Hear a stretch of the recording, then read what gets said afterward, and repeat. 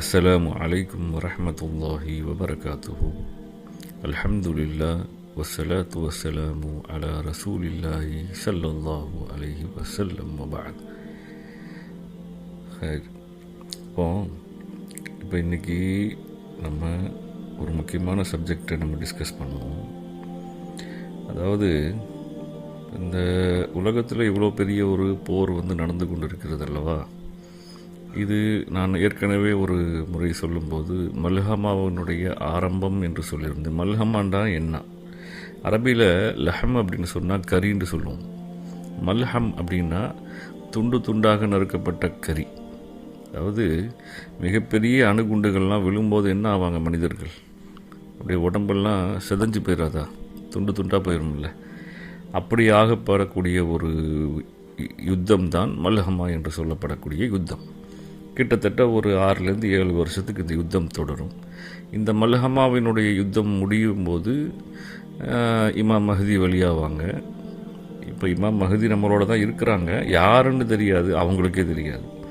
அப்போது அந்த மாதிரியான ஒரு பெரிய யுத்தம் தான் இங்கே நடந்து கொண்டு இருக்கக்கூடிய இன்றைய உலகத்தில் ஆரம்பிக்கப்பட்ட இந்த போர். இதை நேற்று அமெரிக்காவும் அவர்களுடைய இப்போ அமெரிக்காவில் ட்ரம்ப்புக்கு அகெயின்ஸ்டாக எழுந்திரிச்சிருக்கிறது யாருன்னு பார்த்தா அரசியல் கட்சியெல்லாம் கிடையாது.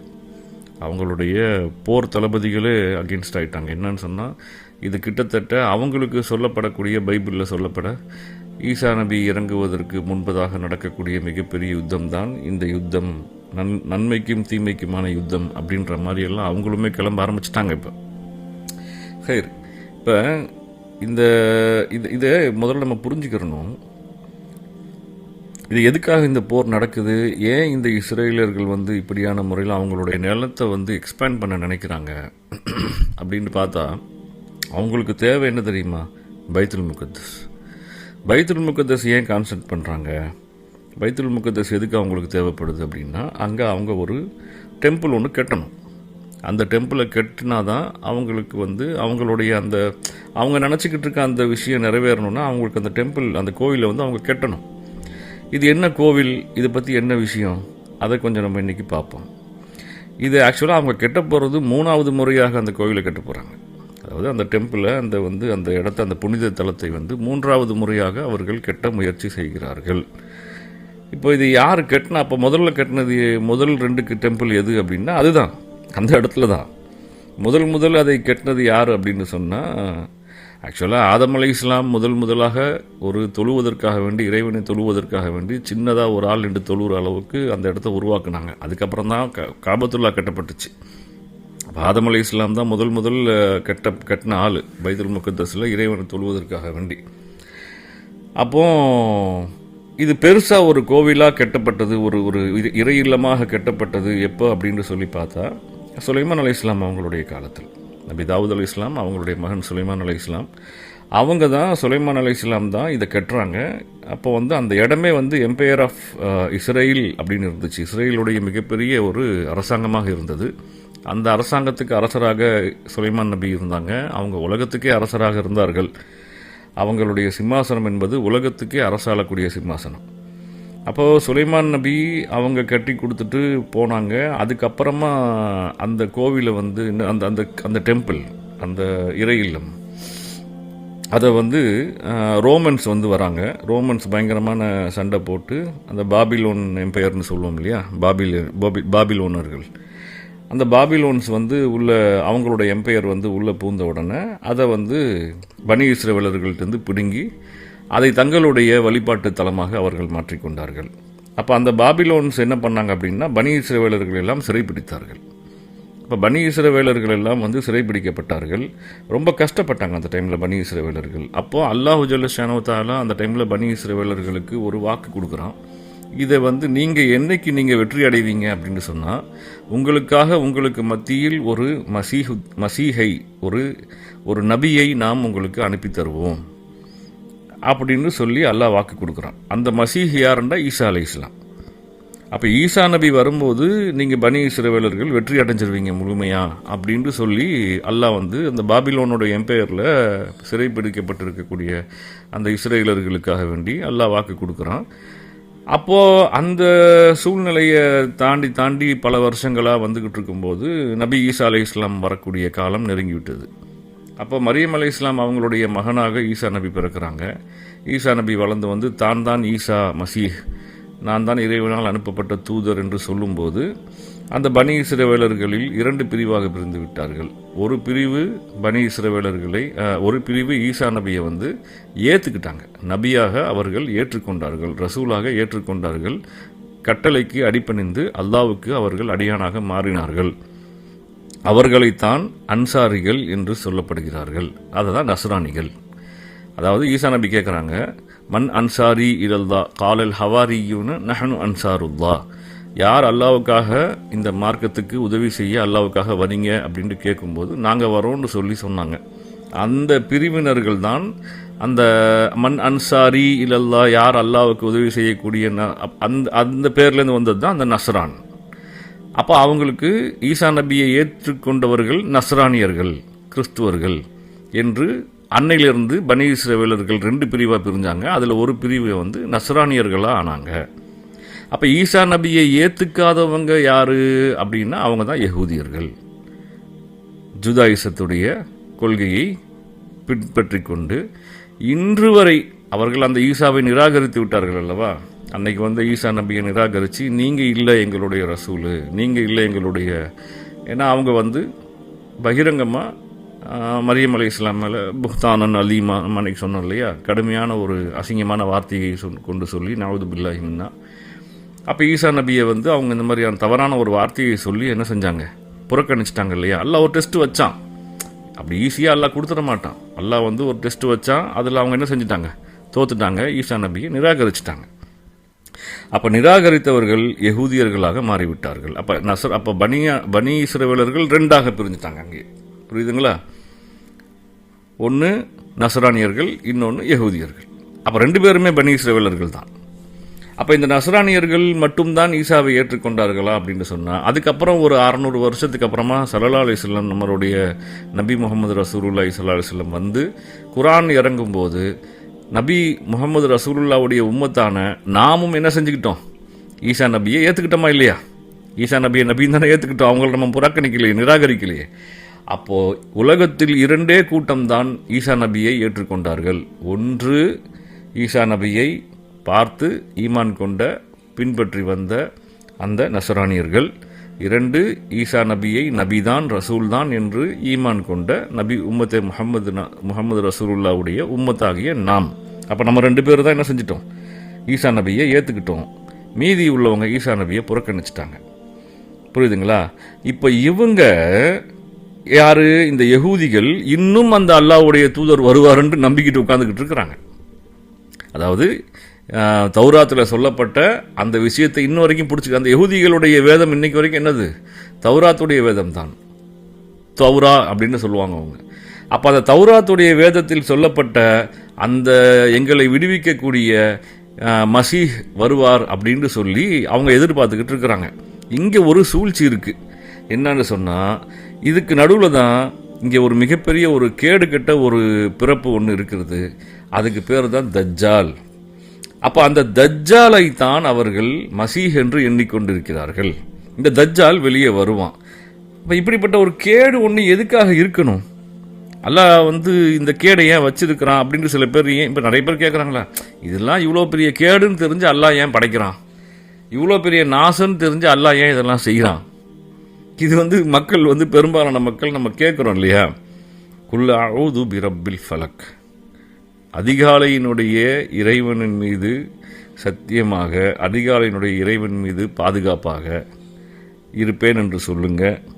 அதுக்கப்புறம் என்ன வருது, மின் ஷர்ரி மா ஹலக், நான் தீங்கான விஷயங்களை படைத்திருக்கிறேன் அப்படின்னு அல்லாஹ் சொல்கிறான் இல்லையா. அப்போ நன்மையும் அல்லாஹ் படைச்சிருக்கிறான், தீமையும் அல்லாஹ் படைச்சி, ஈமான தானே. ஷர்ரிஹி ஹைரிஹி மினல்லாஹி தஆலா அப்படின்றது தானே ஈமானே நம்ம கொள்வது. அல்லாவின் புறத்திலிருந்து தான் நன்மையும் வரும், தீமையும் அல்லாவின் புறத்திலிருந்து தான் வரும். என்ன, அதை நாம் செய்யாமல் இருக்கணும்.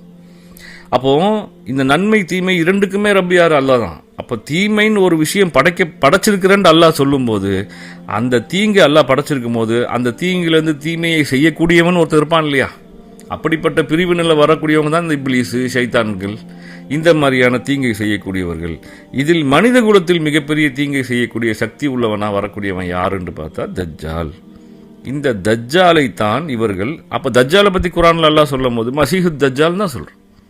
அப்போது ஸல்லல்லாஹு அலைஹி வஸல்லம் துவாவை வந்து நீங்கள் கேட்டு பாதுகாப்பாக இருங்க அப்படின்னு சொல்லும் போது மின் ஃபித்னத்தி துன்யா மின் ஃபித்னத்தி மசீஹு தஜ்ஜால், தஜ்ஜால் உடைய ஃபித்னாவிலிருந்து நாங்கள் பாதுகாப்பு தேடுகிறோம் அல்லாஹ்ட்ட கேளுங்கன்னு சொல்லும் போது மசீஹு தஜ்ஜால் தான் சொல்கிறாங்க. அப்போ ஈசா நபிக்கும் மசீஹு தான், தஜ்ஜாலுக்கும் மசீஹு தான். ஈசா நபி ஐயதுனாஹு பிரூஹில் குதுஸ், பரிசுத்தமான ரூஹை கொண்டு நாம் அவர்களை தடவினோம் என்று சொல்லக்கூடியதனால் ஈசா நபிக்கு மசீஹ் என்ற தடவப்பட்டவர்கள், அருளால் தடவப்பட்டவர்கள் ஈசா நபி. அப்போ இதே மசீஹ் தஜ்ஜால் என்னன்னா அவனுக்கு வந்து இதுக்கு வெளிப்படையான அர்த்தம் என்னன்னா அவனுடைய முகத்தில் தடவப்பட்டு இருக்கும், ஒரு கண் வந்து அவனுக்கு இருக்கும், அப்படி இப்படி அடிச்சு விட்டா மாதிரி தடவி விட்டா மாதிரி இருக்கும் அப்படிங்கிறதுனால அந்த பேர் மசீஹ். அப்போ இவர்கள் எதிர்பார்த்து கொண்டு இருக்கக்கூடிய இந்த இஸ்ரேலர்கள் இன்னைக்கு அவங்க கிரேட் இஸ்ரேலாக மாற்றணும்னு நினைக்கிறாங்க இல்லையா, இந்த பைத்துல் முகத்தஸை அடையிறதுக்காக வேண்டி இவங்க எதிர்பார்த்துக்கிட்டு இருக்கக்கூடிய மசீஹ் யாரு? தஜ்ஜால். இந்த பொய்யான தஜ்ஜாலை வந்து அவங்க எதிர்பார்த்துக்கிட்டு இருக்கிறாங்க. அவனை தான் ஈசான்னு சொல்லுவாங்க. விளக்கம் புரிஞ்சா உங்களுக்கு? அப்போது இந்த மூணாவது கோவிலை மூணாவது முறையாக இந்த ரோமன்ஸோடைய அது கொஞ்சம் அப்படி டிஸ்ட்ராக்ட் ஆகி அழிஞ்சிருச்சு. இப்போ மூணாவது முறையாக இந்த டெம்பிளை அவங்க தேர்ட் டெம்பிளை கட்ட போகிறாங்க. இந்த தேர்ட் டெம்பிளை கட்டுறதுக்காக வேண்டி அடிக்கல் நாட்டிட்டாங்களா? அதுக்குண்டான வேலைகள் ஆரம்பிச்சாச்சு. அடிக்கல் நாட்டப்பட்டுருச்சு. லாஸ்ட் ரெஜீமில், அதாவது இந்த ஜோ பைடனுக்கு முன்னாடி ட்ரம்ப் இருந்தார் இல்லையா, அந்த ட்ரம்ப் இருக்கும்போதே அந்த ட்ரம்ப் என்ன பண்ணிட்டான்? அடிக்கல் நாட்டிட்டான். மூணாவது கோயில் கட்டுறதுக்கு அடிக்கல் நாட்டியாச்சு. ஒரு 1.5-2 வருஷத்துக்கு முன்னாடி ஒரு சிவப்பு கலரில் ஒரு பசுமாட்டை அவர்கள் குர்பானி கொடுப்பதற்காக வேண்டி தயார் செய்து அந்த குர்பானியும் அவர்கள் கொடுத்து விட்டார்கள். இப்போ கிட்டத்தட்ட நடந்துகிட்டு இருக்கு. இன்னைக்கெல்லாம் நியூஸ்லாம் பார்த்தோம்னா எப்படி இருந்தாலும் பைத்துல் முகத்தஸுக்கு ஆபத்து இருக்குது அப்படின்ற மாதிரியான நியூஸ் வருது. ஏன்னா தே ஆர் வெரி வெரி என்ன சொல்கிறாங்க, ரொம்ப ரொம்ப சீக்கிரமாக அதை வந்து கன்ஸ்ட்ரக்ட் பண்ணி முடிக்கிறதுக்கு உண்டான ஒரு நிலையில் அவங்க இருக்கிறாங்க. அப்போ இது ஸ்பீடாக நடக்குது அப்படின்னா எப்போ தஜ்ஜால் வெளியே வருவான்னு சொன்னால் இந்த கோவிலோட திறப்பு விழாவுக்கு யார் இருந்தாலே சீஃப் கெஸ்ட் யாரு? இந்த மசீஹ் தஜ்ஜால் தான். இந்த தஜ்ஜால் தான் வந்து கோவிலை திறந்து வைப்பான். ஸோ அப்போ இன்னைக்கு என்ன நடக்குது அப்படின்னா இந்த இந்த இந்த போர்களுடைய ஆரம்பம் நம்ம சரியான முறையில் குரானில் அல்லாஹ் எல்லா விதமான விஷயத்தையும் நமக்கு ரொம்ப முன்கூட்டி சொல்லி கொடுத்துருக்குறான். அதனால் அல்லாஹ் சொல்கிறான், குரானை நீங்கள் ரொம்ப அதிகமாக சிந்திங்க, குரானை வந்து நல்லா பாருங்க, அதில் ஹிக்மத்துடைய ஞானத்தை கொண்டு குரானை பாருங்க. இன்ன ஷர்ரத் தவாபி இந்தல்லாஹி சும்முல் புக்குமுல் லதீனலா யஅகிலூன். நிச்சயமாக அல்லாஹ்விடத்தில் வாழக்கூடிய இந்த உயிர் இங்கே வாழ்ந்துகிட்டு இருக்கோம்ல, உயிரோட வாழ்ந்துகிட்டு இருக்கோம்ல மண்ணுக்கு மேலே, அவர்கள் மிக கேவலமானவர்கள், மிக மோசமானவர்கள் யாருன்னு சொன்னால் அல்லாஹ்வுடைய சாட்சிகளை சரியான முறையில் பார்ப்பதற்கு, கேட்டறிவதற்கு, அதை பற்றி பேசாமல் இருக்கக்கூடிய, காதிருந்தும் செவிடாக, வாயிருந்தும் ஊமையாக, கண்ணிருந்தும் குருடாக இருக்கிறாங்களே, அல்லாஹ்வுடைய அத்தாட்சியை பார்க்காம இருக்கிறாங்களே, அவங்க ரொம்ப ரொம்ப மோசமானவங்கன்னு அல்லாஹ் குர்ஆனில் சொல்கிறான்.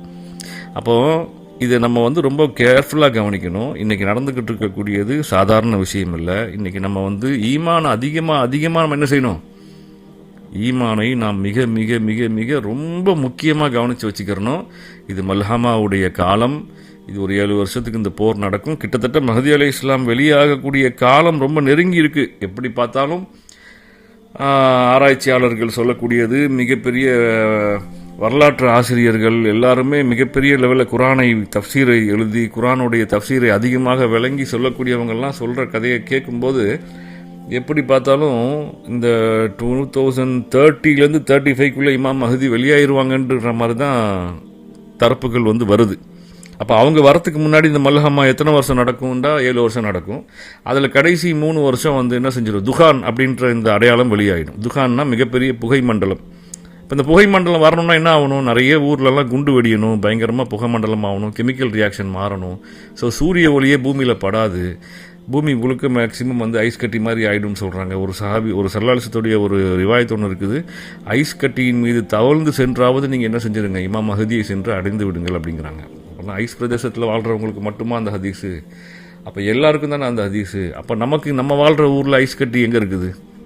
அப்படின்னா அந்த புகை தான் சூழ்ந்துடுச்சுன்னா உலகம் ஃபுல்லாக ஐஸ் கட்டியாக மாறிடுமே. மேக்சிமம் நிறைய மக்கள் அதில் வந்து தவறக்கூடிய ஒரு தன்மை தான் வரும். ஹைர், இப்போ இந்த கோவிலை பற்றி, இந்த தேர்ட் டெம்பிளை பற்றி நம்ம இன்றைக்கி பார்த்துருக்குறோம் இல்லையா?